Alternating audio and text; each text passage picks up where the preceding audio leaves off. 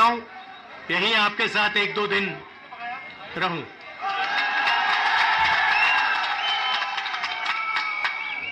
आप सबका यहां दिल से स्वागत करता हूं। आपसे मैं दो तीन चीजें कहना चाहता हूं। सबसे पहले आपने देखा होगा कि पूरे देश में बीजेपी के लोग, आरएसएस के लोग नफरत फैला रहे हैं, हिंसा फैला रहे हैं, डर फैला रहे हैं। तो लड़ाई दो विचारधाराओं के बीच में है। एक तरफ नफरत, हिंसा, डर, दूसरी तरफ मोहब्बत, रिस्पेक्ट, इज्जत। आपने देखा होगा कन्याकुमारी से कश्मीर 4000 किलोमीटर हम चले और हमने बीजेपी के खिलाफ नारा दिया, नफरत के बाजार में मोहब्बत की दुकान खोलनी है। उनका काम नफरत फैलाने का है, हमारा काम मोहब्बत फैलाने का है। वो तोड़ते हैं, हम जोड़ते हैं, और अंत में नफरत की काट मोहब्बत से ही होती है। आप सब जानते हो, नफरत को नफरत से नहीं काटा जा सकता है, नफरत को मोहब्बत से ही काटा जा सकता है, हराया जा सकता है। और आपने इस चुनाव में देखा होगा, पहले नरेंद्र मोदी जी छाती फैला के आते थे, अब नरेंद्र मोदी जी ऐसे आते हैं। पहले बड़े बड़े भाषण करते थे, इस बार पार्लियामेंट में घुसने से पहले उन्होंने अपने सिर पर कॉन्स्टिट्यूशन को रखा, फिर गए अंदर। भाइयों और बहनों, पहली बार हिंदुस्तान के इतिहास में पहली बार स्टेटहुड छीना गया है। यूनियन टेरिटरी को पहले यूनियन टेरिटरी को स्टेट बनाया गया था। स्टेट को बांटकर दो स्टेट बनाए गए, तेलंगाना बना, छत्तीसगढ़ बना, उत्तराखंड बना, अरुणाचल को स्टेट बनाया गया। मगर पहली बार हिंदुस्तान के किसी स्टेट को रद्द करके लोगों का जो हक है वो छीना गया, पहली बार हुआ है। ऐसे हिंदुस्तान के इतिहास में, मॉडर्न इंडिया में यह काम पहले कभी नहीं किया गया है। तो सबसे पहले जम्मू कश्मीर को जो स्टेटहुड है वो वापस देना है, क्योंकि आपका सिर्फ स्टेट नहीं छीना गया, आपके अधिकार, आपका धन, सारा का सारा आपसे छीना जा रहा है। 1947 में हमने राजाओं को हटाकर लोकतांत्रिक सरकार बनाई, हमने देश को कॉन्स्टिट्यूशन दिया। आज जम्मू कश्मीर में राजा बैठा हुआ है, उसका नाम एलजी है, मगर वो है राजा। और जो आपका धन है आपसे छीना जा रहा है, बाहर के लोगों को दिया जा रहा है, चाहे वो आपके कॉन्ट्रैक्ट्स हो, सारा का सारा फायदा बाहर के लोगों को मिल रहा है और जम्मू कश्मीर के लोगों से छीना जा रहा है। तो हमारा पहला कदम जम्मू कश्मीर को स्टेटहुड वापस देने का होगा। हम चाहते थे कि चुनाव से पहले आपको स्टेटहुड मिले और स्टेट बनने के बाद चुनाव हो। बीजेपी ये नहीं चाहती है और उन्होंने कहा है कि पहले चुनाव होगा और उसके बाद स्टेटहुड की बात होगी। और हम कह रहे हैं कुछ भी होगा, जम्मू कश्मीर के लोगों को स्टेटहुड हम दिलवाएंगे। बीजेपी चाहे ना चाहे, इंडिया गठबंधन इतना दबाव डालेगी कि जम्मू कश्मीर के लोगों को स्टेटहुड देना ही होगा।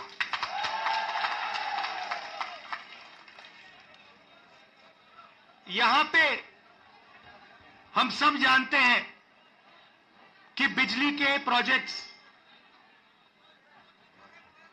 बनाए जा रहे हैं, मगर सच्चाई है कि बिजली के प्रोजेक्ट्स का फायदा आपको नहीं मिलता है। कहा गया है कि प्रोजेक्ट के 5 किलोमीटर रेडियस में आप लोगों को बिजली मिलेगी, फ्री में बिजली मिलेगी, मगर वो नहीं हो रहा है। और बिजली के प्रोजेक्ट्स का फायदा आप लोगों को मिलना चाहिए। स्टेटहुड मिलेगा, चुनाव में हम जीतेंगे तो ये काम हम आपके लिए करके देंगे।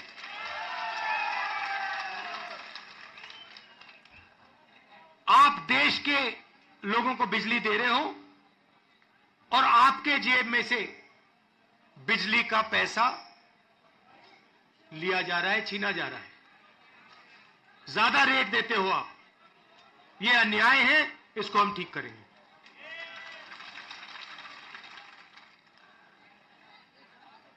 भाइयों और बहनों, पूरे देश में नरेंद्र मोदी जी ने बेरोजगारी फैलाई है। पता नहीं आपने अदानी जी का नाम सुना है?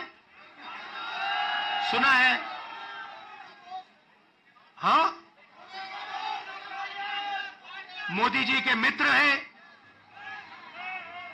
पार्लियामेंट में मुझे कहा, आप देखिए, पार्लियामेंट में मुझे कहा कि पार्लियामेंट में मैं अदानी और अंबानी का नाम नहीं ले सकता। तो मैंने कहा ठीक है, नाम नहीं ले सकता तो कुछ तो कहना पड़ेगा। तो A1 A2 नाम दिया मैंने उनको। हम दो, हमारे दो, नरेंद्र मोदी, अमित शाह, अंबानी, अदानी, इनकी सरकार चल रही है। और अगर कोई छोटा काम करता है, मजदूरी करता है, छोटा बिजनेस चलाता है, होटल चलाता है, टूरिज्म का बिजनेस चलाता है, तो उसके लिए नरेंद्र मोदी जी जीएसटी लाते हैं, नोटबंदी कराते हैं और बैंक के दरवाजे बंद कर देते हैं। और पूरी की पूरी सरकार इन 2 अरबपतियों के लिए चलाई जा रही है। ये मैं आपको कहता हूं कि अगर आप देखेंगे तो ये जो आपसे स्टेटहुड छीना गया है, इसका भी लक्ष्य उन्हीं 2 अरबपतियों की मदद करने का है। और जम्मू कश्मीर के जो लोग हैं, जो व्यापारी हैं, जो इस प्रदेश को, इस देश को रोजगार देते हैं, चाहे वो टूरिज्म की बात हो, हैंडीक्राफ्ट की बात हो, उन सबको ये दबा कर रखते हैं। जो हालत देश में है, उससे खराब हालत जम्मू कश्मीर में है। देश से ज्यादा बेरोजगारी यहां जम्मू कश्मीर में। और ये उल्टी सीधी बात करते हैं। कभी नरेंद्र मोदी समुद्र के नीचे चले जाते हैं, कभी हवाई जहाज में उड़ते हैं, कभी किसी नेता से गले लग जाते हैं, मगर बेरोजगारी के बारे में इन्होंने कुछ नहीं किया है। तो यहां हमारे एक युवा नेता हैं, एक बात मानकर चलो, यहां पर कांग्रेस पार्टी की अलायंस की सरकार आ रही है। ये निश्चित है, ये होने जा रहा है। और हमारा पहला काम, हमने नेशनल मैनिफेस्टो में कहा और मैं यहां भी कह रहा हूं, जो भी सरकारी वैकेंसीज हैं उनको हम भरेंगे और एज को हम 40 साल तक एक्सटेंड कर देंगे। जो डेली वेज का काम करते हैं उनको हम रेगुलराइज करेंगे, परमानेंट करेंगे और उनकी जो आमदनी है उसको हम बढ़ाएंगे। मगर हमारा लक्ष्य होगा कि हम सबको लेकर एक साथ मिलकर जम्मू कश्मीर की सरकार चलाएं, सबकी रिस्पेक्ट हो, सबको एक साथ लेकर हम चले। और जैसे मैंने देश में वहां बाकी देश में कहा, भारत जोड़ो यात्रा में हर स्टेट में कहा, नफरत को मिटाना है। जहां भी ये नफरत की दुकान खोलेंगे, जहां भी ये नफरत फैलाएंगे, वहां हम मोहब्बत की दुकान खोलेंगे। आखिरी बात मैं आपसे कहना चाहता हूं, इतनी सुंदर जगह है, चुनाव के बाद मुझे यहां आना पड़ेगा। और ये जो आपने वकार जी कर्रा साहब, ये आपने जो मेरा 45 मिनट का प्रोग्राम यहां बनाया है, यह आपने मुझे ठग लिया। यहां पे कम से कम 1 दिन, 2 दिन, 3 दिन का प्रोग्राम बनना चाहिए। मुझे ऐसी जगह देखने को नहीं मिलती है, ऐसे प्यारे लोग। कम से कम यहां मुझे 2-3 दिन के लिए लाइए और यहां घुमाइए।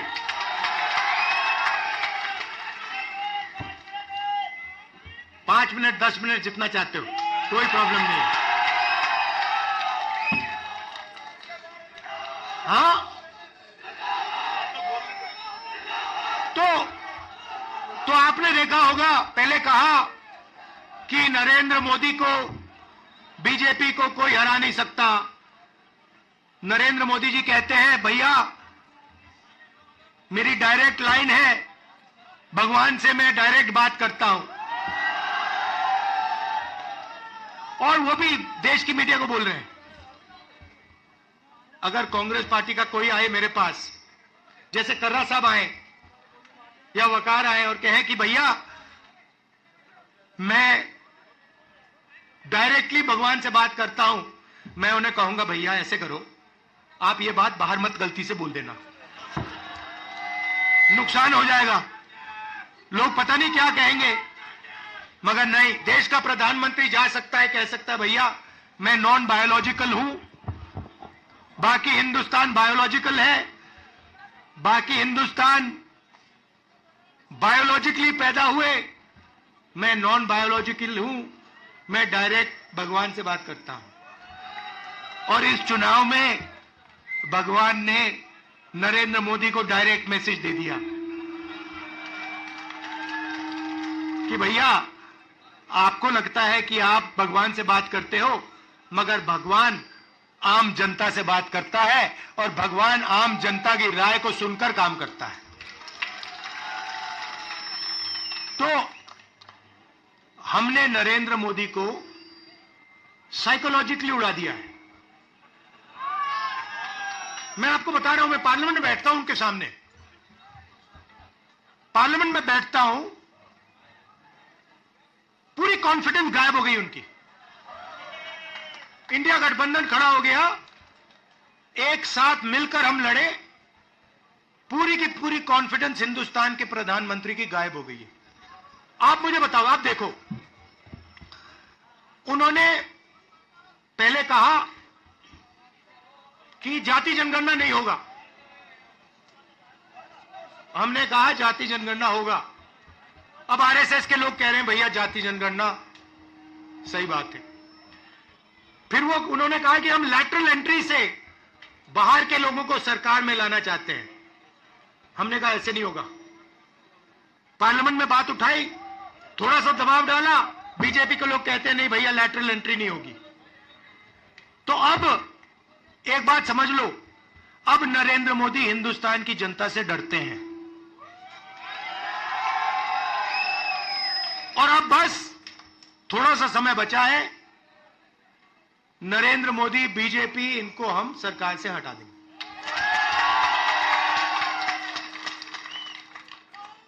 मगर हम चाहते हैं कि देश में भाईचारा हो, सबकी रिस्पेक्ट हो, एक दूसरे के साथ